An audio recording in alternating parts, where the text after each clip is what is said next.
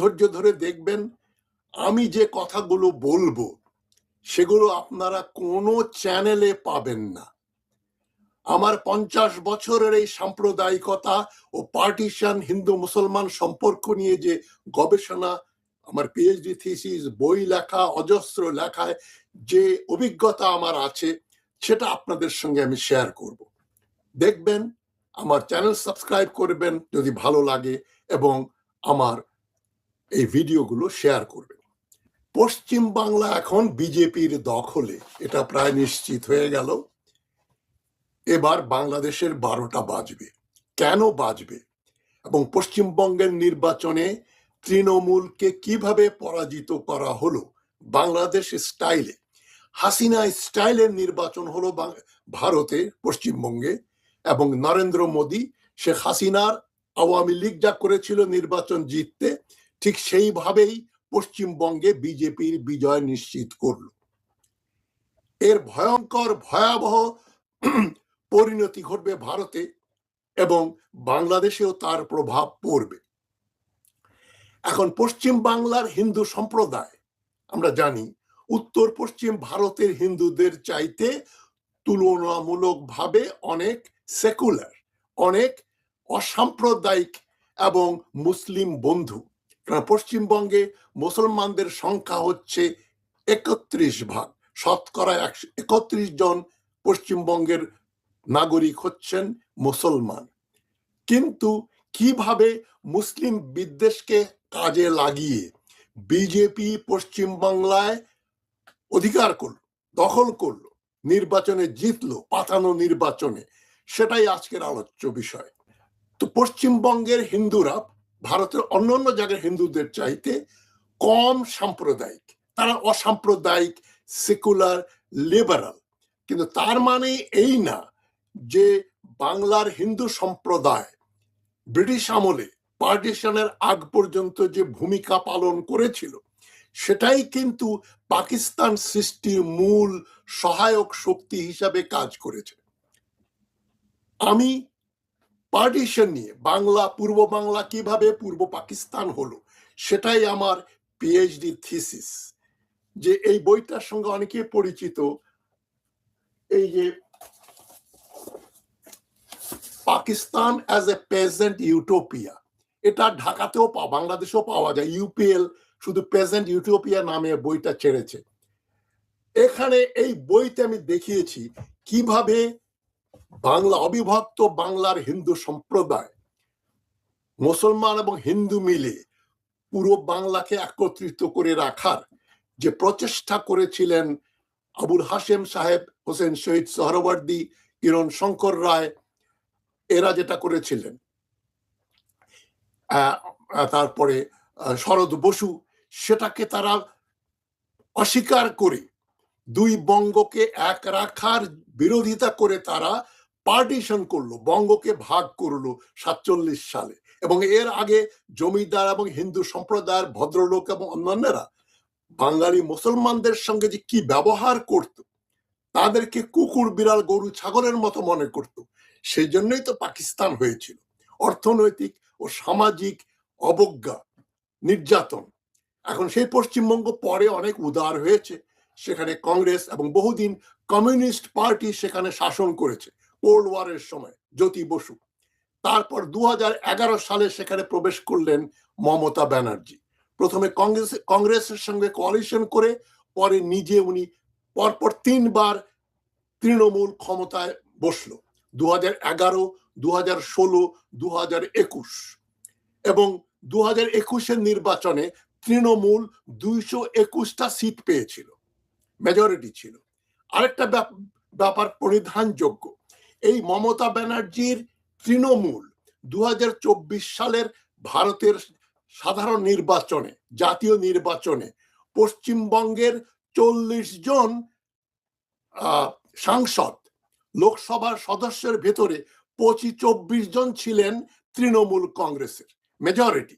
2024 সালেই তৃণমূল 40-এর ভিতরে 40টা এমপি, লোকসভা, ভারতের কেন্দ্রীয় লোকসভা পার্লামেন্টের সদস্য হলো তৃণমূলের। হঠাৎ 2 বছরের আগেই এমন কি ঘটলো যে তাদের সেই এত বড় মেজরিটি ধূলিসাৎ হয়ে গেল, বিজেপি জিতে গেল। কারণগুলো আমি আজকে আলোচনা করব। তবে আমরা সবসময় যদি মনে করি পশ্চিমবঙ্গের হিন্দু সম্প্রদায় সাম্প্রদায়িকতা দ্বারা প্রভাবিত হবে না, এটা ভুল। সেখানেও হিন্দুত্ববাদের জোয়ার লেগেছে। বহু ভদ্র হিন্দু লোক যাদেরকে আমি অসাম্প্রদায়িক মনে করতাম, আমার বন্ধু বান্ধব, তারা এখন যেভাবে বিজেপির পক্ষে কাজ করে যাচ্ছেন, কথা বলে যাচ্ছেন, আমি একেবারে আশাহত এবং অবাক বিস্ময়ে তাকিয়ে দেখি কি ঘটলো। এটাও একটা ব্যাপার। তো মমতা ব্যানার্জি পরপর 3বার নির্বাচনে জিতলেন, আর 2021 থেকে 2025 পর্যন্ত। এবার তৃণমূলের পরাজয় ঘটলো। এই নির্বাচন বাংলাদেশ, এই নির্বাচন যে বিরাট ভাবে রিগড হয়েছে, মানে নির্বাচনটা যে সঠিক হয়নি সে ব্যাপারে আলোচনা করব। এবং তবে হিন্দুত্ববাদের উত্থান ঘটেছে, এটাও অস্বীকার করা যায় না। তবে এই নির্বাচন সঠিক এবং সুষ্ঠু নির্বাচন হলে তৃণমূল আবার সংখ্যাগরিষ্ঠতা পেয়ে সরকার গঠন করত। কিন্তু তৃণমূলকে যদি আপনারা মনে করেন মমতা ব্যানার্জি তৃণমূল বাংলাদেশের বন্ধু, তাহলে কিন্তু আপনারা ভুল করবেন।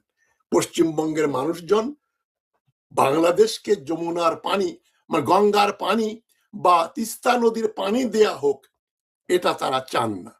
মমতা ব্যানার্জির জন্যই কিন্তু 2011 সালে ভারতের প্রধানমন্ত্রী মনমোহন সিং যখন বাংলাদেশে এসেছিলেন, তার আগে আমার বন্ধু গওহর রিজভি, উনি তখন হাসিনার অ্যাডভাইজার, উনি বলছেন মনমোহন সিং চলে আসছেন, বাংলাদেশে আসবেন, আমরা তিস্তার পানি পেয়ে যাচ্ছি, এতটা শিওর ছিলেন তিনি।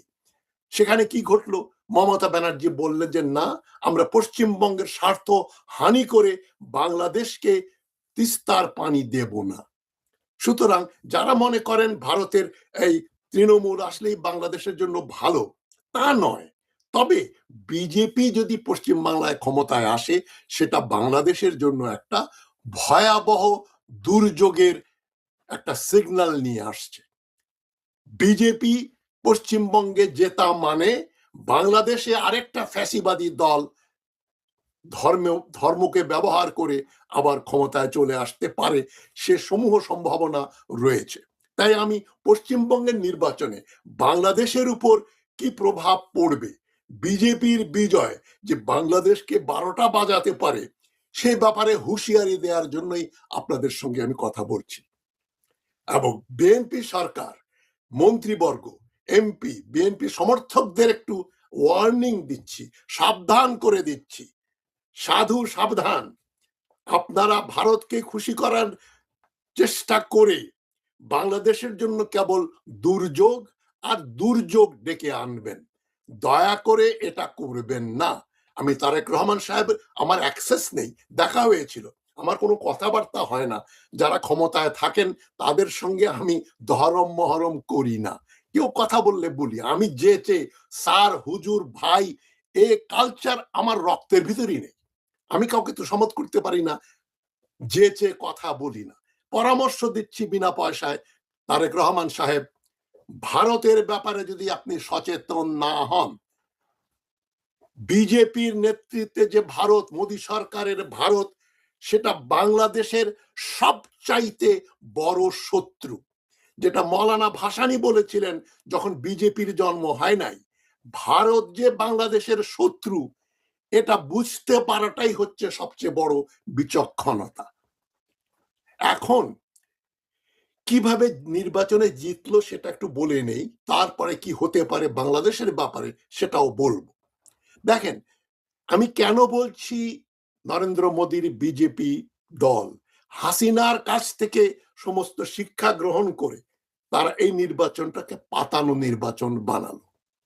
প্রথমেই বলে নিই, 91 লাখ ভোটার, পশ্চিমবঙ্গের জনসংখ্যা 9 কোটির মতো, 91 লক্ষ লোক, প্রায় 19% ভোটারকে তারা বলল এরা অনুপ্রবেশকারী বাংলাদেশি মুসলমান। 91 লক্ষ মুসলমানকে তারা ভোটার লিস্ট থেকে খারিজ করে দিল, বের করে দিল। ইতোমধ্যে তাদের 27 লক্ষ লোক ভোট দিয়েছিল। তারা কিভাবে করলো? হাসিনা যেভাবে সুপ্রিম কোর্ট, হাইকোর্ট, সমস্ত আদালতগুলো কন্ট্রোলে নিয়েছিল। এসকে সিনহা সহ যত বিচারক ছিল, শামসুদ্দিন মানিক সহ সবগুলো ছিল হাসিনার দালাল, কেনা গোলাম। ঠিক নরেন্দ্র মোদী ভারতের সুপ্রিম কোর্টে নিয়ন্ত্রণে নিয়েছে, এবং ভারতের সুপ্রিম কোর্টে যখন এই 91 লক্ষ ভোটারের প্রতিনিধিরা মামলা করলো যে আমাদেরকে ভোটার লিস্ট থেকে বাদ দেয়া হয়েছে, তখন সুপ্রিম কোর্ট বলল ঠিক আছে আমরা দেখছি, এবার না হলেও আগামী নির্বাচনে আপনারা ভোট দিতে পারবেন। কি ধরনের বদমাইশি করলো ভারতীয় সুপ্রিম কোর্ট! 91 লক্ষ ভোটার, 19% ভোটারকে তারা ডিসফ্র্যাঞ্চাইজ করলো, ভোট নিয়ে নিল, তাদের ভোটাধিকার খর্ব করলো, নিয়ে নিল, ধ্বংস করে দিল। কি অজুহাতে? যে ওরা তো বাংলাদেশি। একমাত্র পাগলও বিশ্বাস করবে না যে বাংলাদেশে, উন্নত বাংলাদেশ থেকে, সমৃদ্ধ বাংলাদেশ থেকে কোনো মানুষ বাংলাদেশ, পশ্চিমবঙ্গ বা আসাম বা মেঘালয় বা ভারতে চলে যাবে। বাংলাদেশের দরিদ্র লোকজন দুঃখ কষ্ট করে বাংলাদেশে থাকবে, তারা পৃথিবীর অন্যত্র গিয়ে কাজ করতে পারে, ভারতে তারা যাবে না, যায়নি কোনোদিন।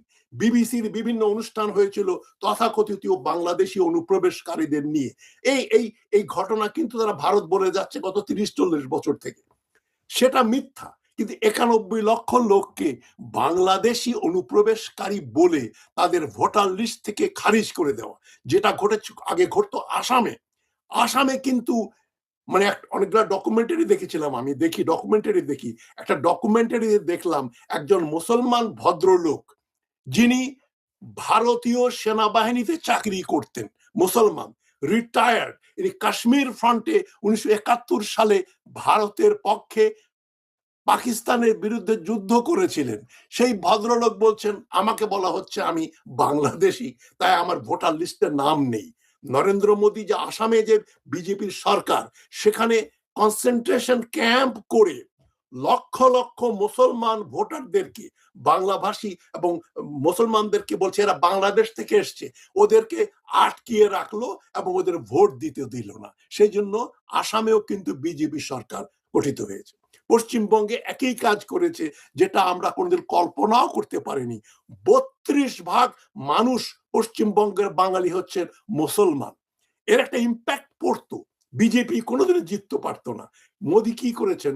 প্রায় 3 লক্ষ বিএসএফ, সেন্ট্রাল রিজার্ভ পুলিশ এবং আরো প্যারামিলিটারি ট্রুপস নিয়ে এসছেন পশ্চিমবঙ্গে নির্বাচনী এলাকা কন্ট্রোল করতে। ভারতীয়দের ভিডিওতেই আমি দেখলাম কিভাবে কলকাতায় এবং কুচবিহারে এবং অন্যত্র তৃণমূলের অফিস ভাঙচুর করা শুরু করলো নির্বাচনের আগেই। এমনকি মমতা ব্যানার্জির বাড়ির সামনে তারা জয় শ্রীরাম স্লোগান দিচ্ছে। এবং শুভেন্দু অধিকারী, যিনি আগে তৃণমূল কংগ্রেস করতেন, তিনি এখন নির্বাচনে জিতে এখন হয়তো পশ্চিমবঙ্গের মুখ্যমন্ত্রী হবেন।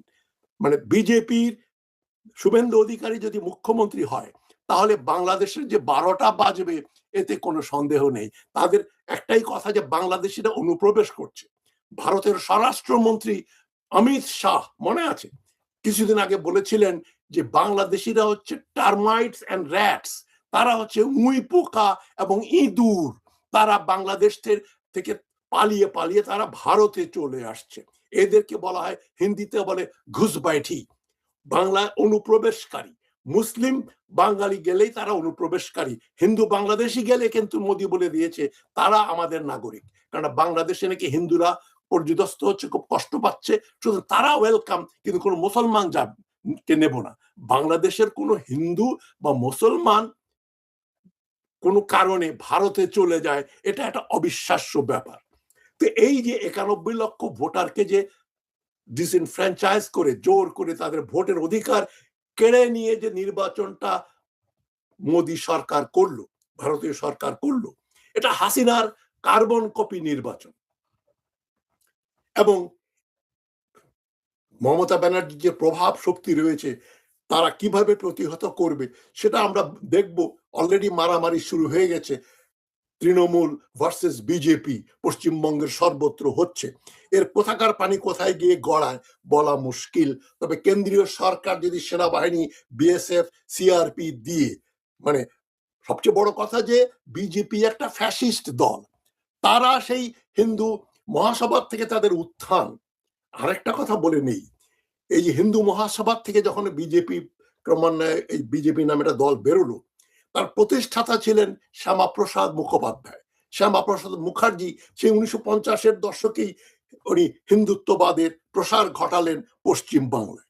সুতরাং 1947-এর আগে বা পর পর পশ্চিমবঙ্গের হিন্দুরা খুব অসাম্প্রদায়িক ছিলেন, এটা কিন্তু ঐতিহাসিকভাবে একটা মিথ্যা কথা।